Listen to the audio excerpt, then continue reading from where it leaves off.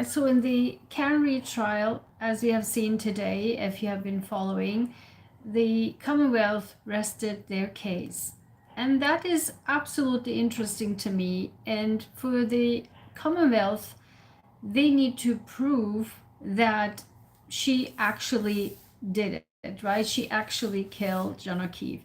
The defense need to only prove that there's reasonable doubt. And in my opinion, in this short period of time, what the Commonwealth has done is nothing more and nothing less than create a gigantic reasonable doubt.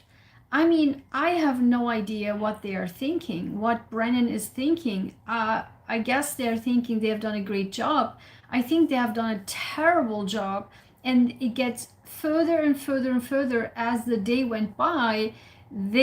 I think Brennan literally realized that this is a terrible presentation. Terrible. I mean, because the expert witnesses turned out to be literally proving the point of the defense, meaning she didn't do it because there's not even a proof for anything they're talking about. And I think for the last 2-3 days, you could totally tell that the Commonwealth, especially Brennan, has realized, and you could see it from his body language, you could see it from his tone of voice, because in the very beginning, the Commonwealth, particularly Brennan, was, and for some reason, that other person, what was the other person's, the prosecution's name? Something with L, forgot. So their body language at the very beginning was like screaming and very loud and saying good afternoon and good morning and these and that. And this is more of the intimidation, and it's a tactic to show to the jury who is the boss. And that, you could tell, was slowly but surely dissipating, particularly at the last two expert witnesses. And that's important because you could tell that they also lost their hope and their belief into this, their own case. And now, what will happen now tomorrow, the full day, and for the next 2 weeks? The defense will smash, literally smash, the Commonwealth's case. And so I think that really not Yannetti, not Alan Jackson, but Alessi was the rescuer in this trial. Like literally, I'm glad that he took over, and because in my mind, Alessi did have done a much stronger job in the scientific disapproval of showing that how unscientific everything was compared to Yannetti and Jackson. So that's why I'm very, very happy that Alessi took over, and he was totally disproving everything and everyone. So now I really do hope that Alessi can take on the lead, because he is really doing a fantastic job, particularly in the experts' testimonies, particularly in the mechanical evidence, where when Dr. Wolf and Renster would come on and would talk about how impossible this accident or the collusion is being even suggested, how wrongly suggested, because it's scientifically not even possible, like physics wise not even possible. So, and I really hope that Alessi can take on that as well, and to show that scientifically how everything is in alignment, what Dr. Rentschler and what Dr. Wolf will actually show. And so, in any case, either way, in my mind, if the jury is smart, I mean, you can also tell already from the energy, how the energy went down. You can totally tell that it was a lost cause. It is a lost cause, and I really do hope that they keep up with that level, continuing going forward. I know it's very, very exhausting for them, but I also believe that they are already very, very close with creating a reasonable doubt, and no way in hell that they would not think that this is absolutely questionable. Everything, number one, because of the medical examiner. Number one, reasonable doubt right there. Number one, medical examiner just says absolutely no way. There's from downwards here, no broken bones, no laceration, no any kind of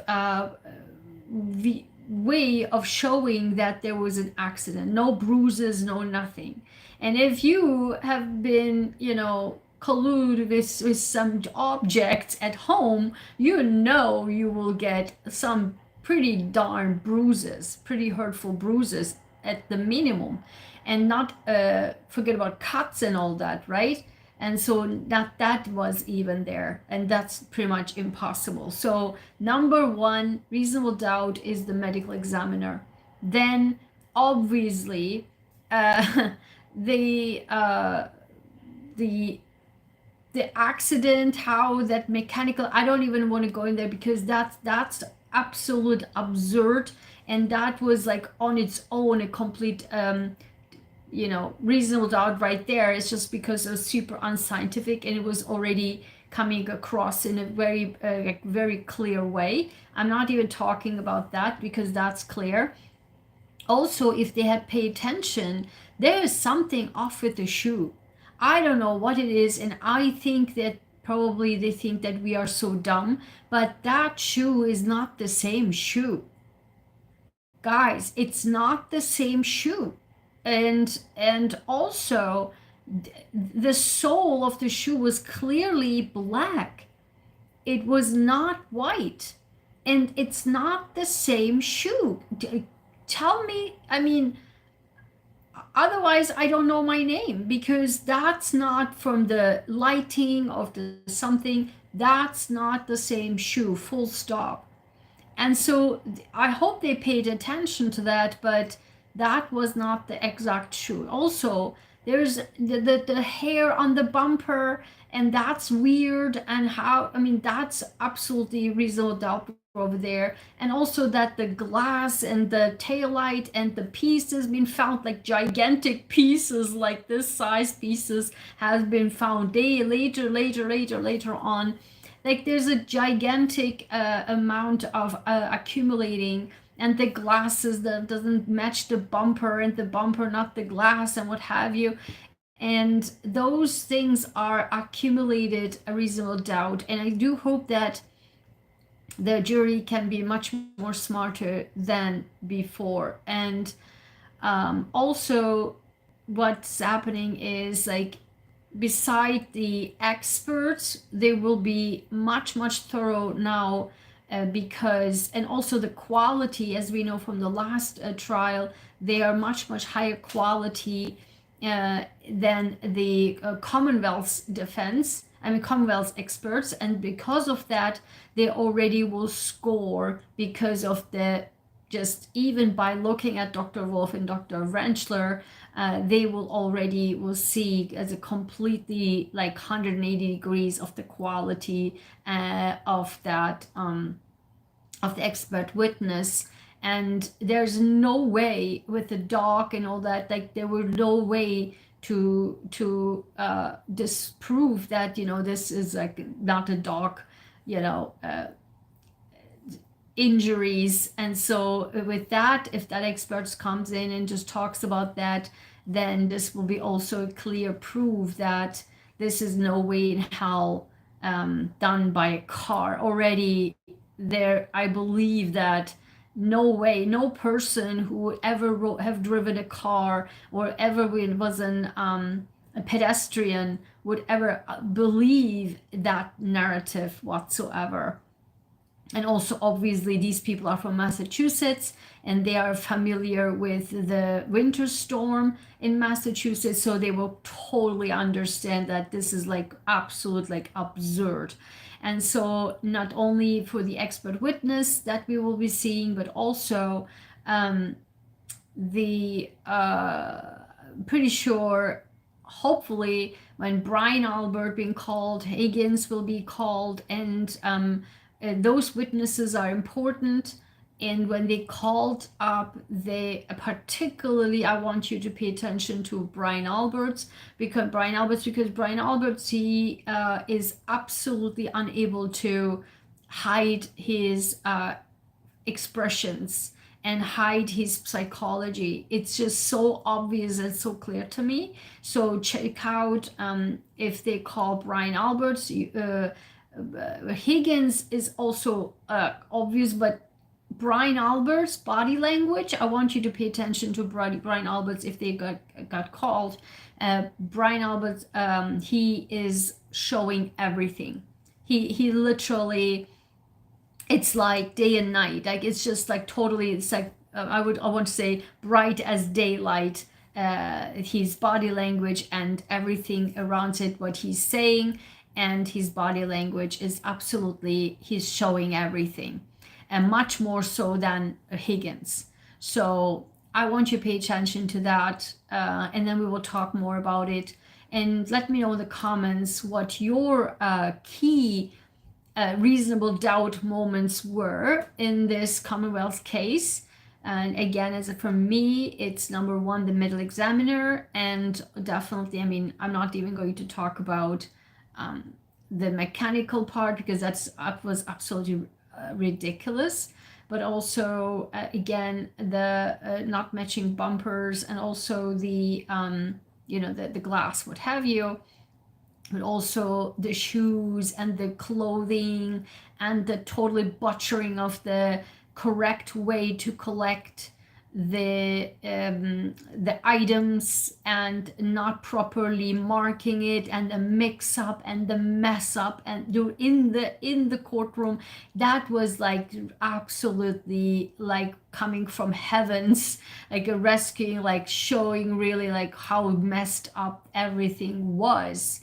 And also the shoe doesn't match, and there was a mess up with the shoe, the right shoe, the left shoe, and that was absolutely like crazy key. And also how the items were like collected later on, like gigantic items. And I mean, particularly for me as a scientist, there's no way when you do DNA analysis, and I'm a geneticist, right, genetic engineer, and no way, and you work in the lab with a DNA and RNA and with cells, and you have the gloves, and you touch this and touch that and touch that and touch this, and then put everything together, and then just separate them, air dry them, put them back in together, smash them together. This is absurd. It's beyond absurd, and I have no words to say about that. So as a scientist, as a geneticist, as a genetic engineer, this was absolutely insanity. So maybe there are some scientists in there in the jury, and they say like, this is no way in hell. They have absolutely like no understanding on how to collect correct data. So that's that. Let me know in the comments what your thoughts are, and I will see you in the next video. Take care.